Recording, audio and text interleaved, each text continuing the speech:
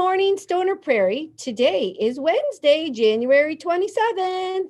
Happy birthday today to Darshan Assignon, and happy birthday to Owen Stewart. Happy birthday to you.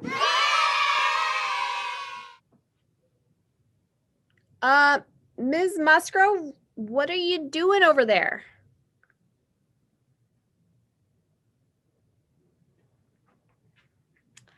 I'm taking a shelfie, Miss Schlitz. A shelfie, huh? What's a shelfie? Today is Library Shelfie Day. It's a great opportunity to display our love of books and maybe even give them a little organization. Take a shelfie today in celebration. So like a selfie, but in front of a bookshelf? I love it. Check out our shelfies. Love it. Well, it's Wednesday today, and we're celebrating Why Wildcat Wednesday today with Ms. Fulberg and her team of student researchers. Today, they are answering the question of... Let's find out. Hi, it's Ms. Fulberg. My friend Angie got engaged on her birthday in October. That means that she and her partner decided that they would like to get married. Her fiance gave her a special ring, an engagement ring, to celebrate this decision. Her ring has a clear, sparkly diamond on it, like this one. Lots of Americans choose diamonds for their wedding and engagement jewelry. They do this because it is pretty and also because diamonds are very strong and hard. They last forever without breaking. For many people, diamonds represent love, commitment, and loyalty that will last forever, just like diamonds. Hi, Miss Fulberg. Hi, Nolan. I have a question for you. How long does it take to make a diamond? That is a great question, Nolan. Let's check in with our researchers to find out. Maybe you've been thinking about this because you've seen diamond jewelry and know that diamonds are very expensive and precious. Do you think they come from nature, or does someone make them out of something else? What do you think? Where do you think diamonds come from? Be familiar with the idea that rocks can be found in the ground, like in caves, or above ground, like the rocks on mountains. So you might be tempted to think that diamonds come from the earth, from the ground. Do people somehow get the diamonds out of the ground? That's an interesting idea. Let's hang on to that idea and come back to it a little bit later. One really interesting clue is to look at a diamond under a magnifying glass or even a microscope. Look at this. When you do, you find that diamonds are made of little tiny cubic-shaped crystals. They almost look like little bits of rock. And in fact, if you have diamonds like this, they've been cut and polished. But this is what diamonds actually look like in nature before they are cut and polished. They are bigger and chunkier, not as shiny and sparkly. They do look like hunks of rock. Are diamonds rocks? Do they come from the ground? These diamonds are being mined out of the ground. So diamonds are solid material that came out of the ground. If you want to call it a rock, you could. It's a type of solid material called a mineral. Diamonds are not found just anywhere in the ground. You can't just dig in the ground and expect to find diamonds. They are only found on some places on Earth. They are found in places where ancient volcanoes pushed them up toward the surface before there were even humans on Earth. Diamond miners start collecting all of the diamonds on the surface of the Earth, and by digging pits. Miners use evacuating machines to dig. They mostly keep digging to spiral down into deep holes. The biggest mines are in mostly places far away from Wisconsin, USA, like Russia and Botswana. Some are closer to places like Canada. One of the nearest places to find diamonds is in Arkansas, USA. You could go to the crater of Diamond State Park in Arkansas. There, rangers teach people how to walk the surface to safe soil to search for diamonds. What are all those diamonds doing in the ground? How did they get there to begin with? Why are diamonds in the ground? It turns out that diamonds are actually made of an element called carbon. Elements are nature's most basic ingredients. Carbon is an ingredient in lots of Earth's materials. For example, coal is also made of carbon.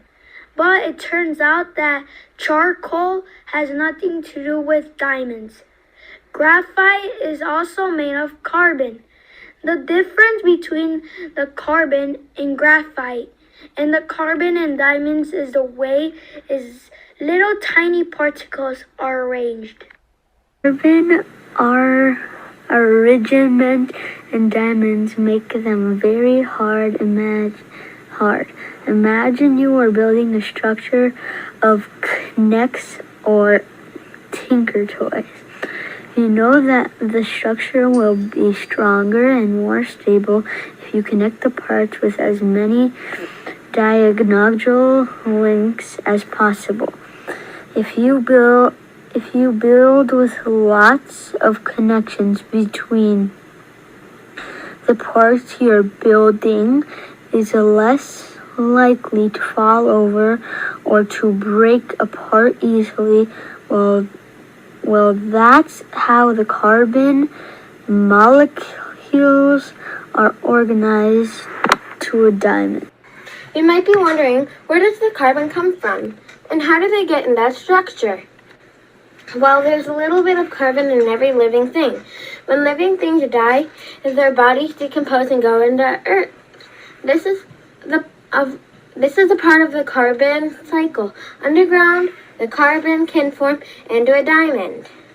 Under the perfect conditions deep in the earth, under high temperature and high pressure, the carbon bonds together to start growing crystals. The crystals come from carbon molecules being put under strong pressure. The pressure comes from the carbon being 160 kilometers underground. For diamonds to form, carbon also needs a certain hot temperature of around 2,200 degrees Fahrenheit. That's very hot. On a hot day, it might be 100 degrees Fahrenheit outside. This is more than 20 times that hot. Under the Earth's crust, it is very hot.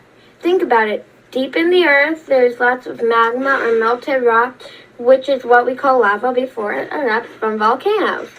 All of this heating and pressurizing is a very long process. Most natural diamonds take between 1 billion to 3 billion years to form. That's half our Earth's age. And that's not all. When a diamond comes out of the earth, it doesn't look like a piece of jewelry yet. A rough diamond has to be cut and polished to give it the best shape and sparkle for jewelry. First, the rough diamond is then extracted from the rock. Then, a diamond designer spends days making plans for the best way to cut the diamond. Then, get the biggest size, brightest sparkle, and popular shape. Finally, cutting and polishing a diamond usually takes around 8 hours. There's actually a second different way of making diamonds. These diamonds are called lab-grown or synthetic diamonds, meaning they are made by people in a laboratory, not in nature. In the lab, people use machines and chemicals to heat and pressurize carbon.